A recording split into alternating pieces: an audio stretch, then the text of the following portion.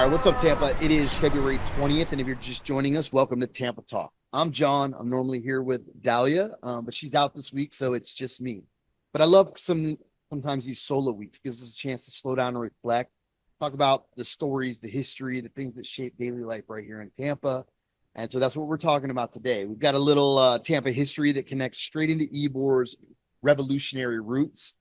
Some news around the Rays Stadium conversation that we keep coming back to, education, coastal development tensions, and of course, some great upcoming events, including the strawberry season that is officially ramping up. But first, like we normally do, let's get into this week in the work. Now, because it's just me, we don't have as much back and forth. I'm just going to share with you guys something that I thought was really cool this week. You know, a big part of our work, a big value, driving value of our work is reciprocal relationships. We work with a lot of folks that are, let's say, in economic hardship situations, but reciprocal relationship is a way to like bring dignity and agency to those relationships. It's not like one direction. We're not, oh, we have something for you, but you have something for us, and there's an exchange there. A lot of times it's wisdom and it's insight and it's friendship and it's relationship. But this last week was Valentine's Day, and a woman that we've known for, for many years now, actually, who does live on the streets most of the time. I think occasionally is able to get in a hotel here and there. She does have some kind of source of income here and there, but spends a lot of her evenings actually out on the street, and actually has for years. But on Valentine's Day, came in, and for the women, the regular women volunteers that are in the building, so maybe 4 or 5 of them at the drop, she came in with these amazing Valentine's Day bags with like a heart of chocolate candy, some flowers. There was like these pink heart glasses, which actually one of my team was wearing during staff meeting, which was super distracting, but brought them gift bags. And I just thought, man, it was just so cool to me that they were, so explicitly on the receiving end of this gift, that she proudly came in and said, hey, I thought ahead. And I wanted to say, thank you for all you guys have done, but happy Valentine's Day. And brought them all like chocolates and flowers and these like pink glasses. And I don't know, for me, it's just, I did go in and give her a hard time. Like, where's my bag? But, she said, you don't want no pink bag and pink glasses. And anyway, gave her a little hard time about that, but was super grateful for this like moment to just appreciate how much of an exchange these relationships really are. And, it's not often that someone can come and have like this material kind of gift like that. They bring so many more intangibles to the table, but just thought it was really cool. Just wanted to share that with you guys. Let's get into this week in Tampa history. I think this one's pretty cool, actually. So February 21st, 1895, what's often called the cigar that sparked the revolution left Tampa.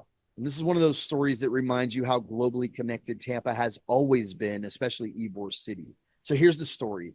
The Cuban revolutionary leader, Jose Marti, had made the decision to launch an uprising against Spanish rule.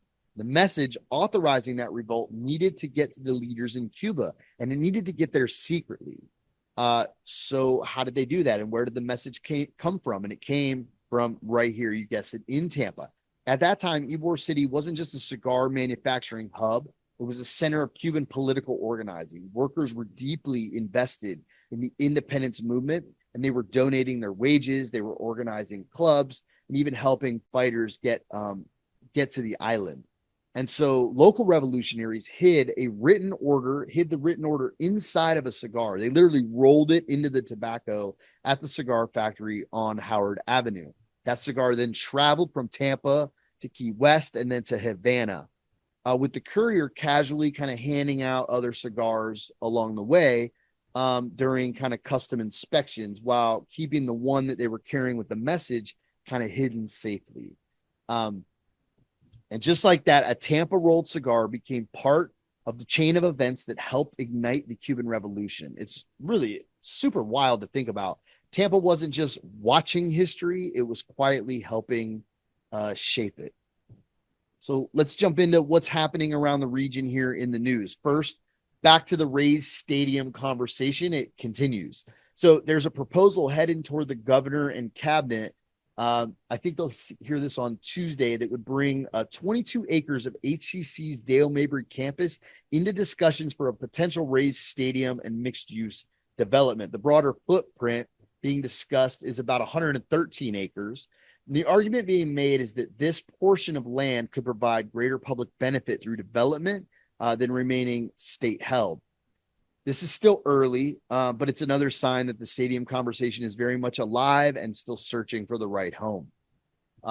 With any stadium conversation, you're not just talking about baseball, you're talking about transportation, you're talking about housing pressure, you're talking about local business impact and long-term identity for the area. And so this one, we've been paying attention to, we'll continue paying attention to. It's been quite the saga.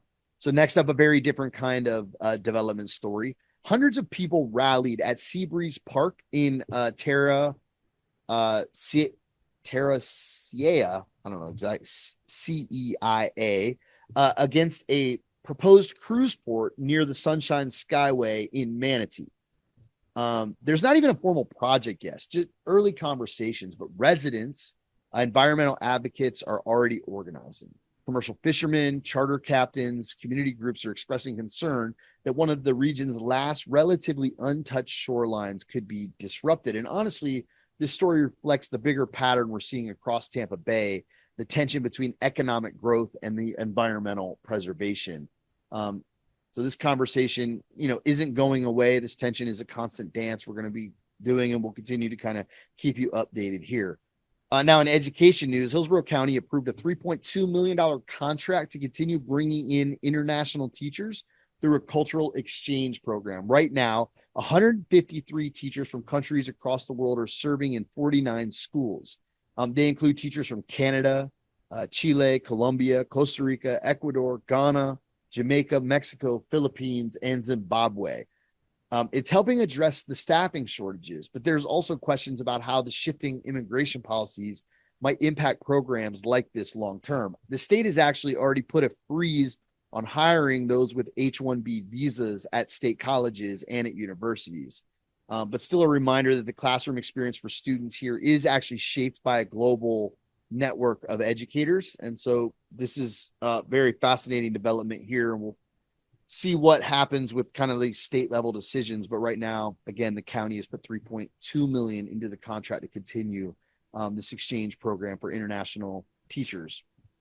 So this one's on the lighter side. It's kind of our beach bragging rights. So TripAdvisor's best of the best ranked 3 local beaches among the top 10 in the country. So Clearwater Beach came in at number 2, Siesta Beach came in at number 6, and Honeymoon Island came in at number 10. If you know our beaches and you love them, it's not shocking, but it's always a nice validation to be included on those lists. All right, so let's talk about what are some things to do here coming up. So Petapalooza II is happening Saturday in Westchase. It's a free event, lots of pet vendors, contests, photo ops, basically an excuse to spend the day outside with your pup. This will be from 10 a.m. to 3 p.m. It's at the Westchase Town Center. Again, it is free. And then also the Florida Strawberry Festival is kicking off on February 26th in Plant City, which honestly, it kind of feels like the beginning of the spring around here. There's going to be rides, live music, and of course the strawberry shortcake that kind of justifies all of the traffic that will surround this. The cost there is $15. This will go from February 26th to Sunday, March 8th. And then the Gasparilla Festival of the Arts returns downtown to Julian B. Lane Park at the end of the month. One of the top outdoor juried art festivals in the country, with hundreds of artists and tens of thousands of visitors. If you haven't gone before, I hear that it's super worth it. This will be from 9 a.m. to 6 p.m. Saturday, February 28th. From 10 a.m. to 5 p.m. Sunday, March 1st. Again, it's Julian B. Lane Riverfront Park, and it is free. And as always, we'll be out at Harvest Hope Park this morning from 10:30 to 11:30, sharing groceries with the Kinship Mobile Free Market. And then we'll have a crew at the Ybor Street Community Garden from 3 to 5 p.m. So if you're looking to plug in, that's something tangible to come get your hands dirty. It's always a good place to kind of come and see us. But that's what's going on around Tampa this week. If you've enjoyed the show, thank you so much for listening. Please do share it on whatever social media platforms you're using. Please comment on the show, rate the show. Any engagement can genuinely help. Thank you so much for listening. Again, you can always share the show directly to the Spotify video link, tampatalk.xyz. And if you want this in your inbox every Friday morning at 6 a.m. with a link to the show and links to all of the news that we're covering, just go to wordonthestreets.xyz and subscribe there. Thanks for spending a few minutes with us today. And until next time, y'all be good.